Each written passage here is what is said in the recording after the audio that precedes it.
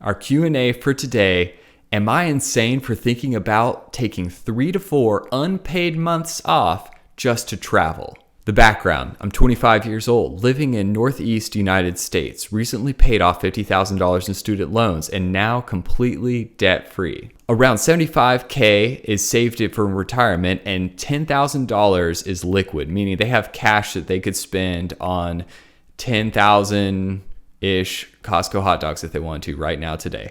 I'm thinking about leaving my current stressful, well-paid job at a tech company in a few months and finding an opportunity abroad on Workaway or HelpX, something where you can like basically live on a farm or a hostel abroad and for a couple months, and then the resulting income that you have, you can travel around with. The expenses would be around $1,000 a month during this period, but it wouldn't be able to save as aggressively as I have been doing. Still, I think it would be extremely fulfilling experience.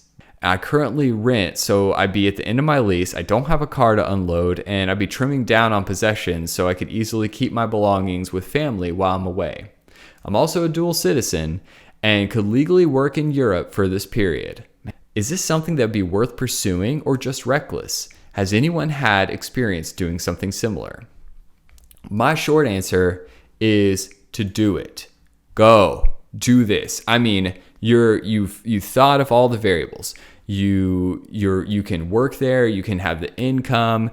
Really pay attention to your expenses versus taxes. You're at the right age.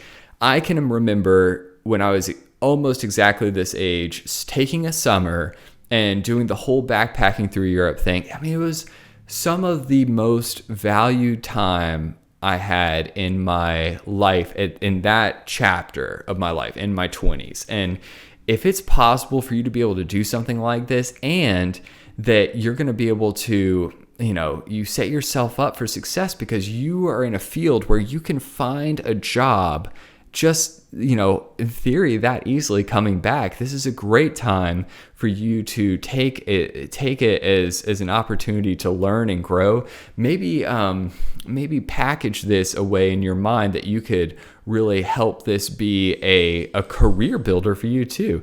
There's no reason why you can't start a blog while you're doing this and say, here, look, while I was doing this, I built this business simply just documenting my experience so that I'll have this for my future and future generations and my kids, and they can see what I was up to. But I mean, all it takes is having the right framing and the right mindset so that this experience can be something that you can really maximize on. And I will say that don't go into debt for this. Don't underwork yourself if you're gonna find one of these work-live situations. I would definitely work enough to where it balances out so that when you come back to the States and you find that you actually need that car, you didn't burn through all of your cash and savings and whatever you earned in this experience. I wouldn't flatline your cash flow. I would find ways to have the experience cash flow for itself.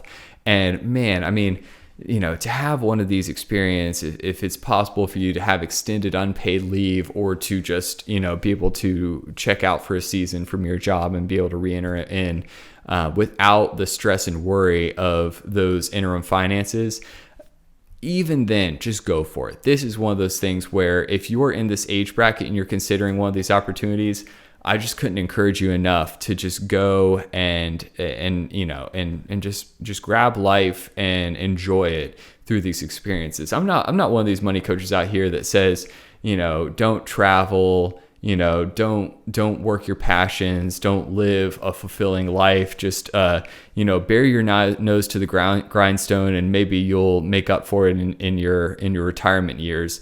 That's not the case. I think that, you really need to take these opportunities when they're available to you, especially in specific stages of life. And so I couldn't encourage you more to take that time off and take a whole season to really, learn more about yourself through that experience.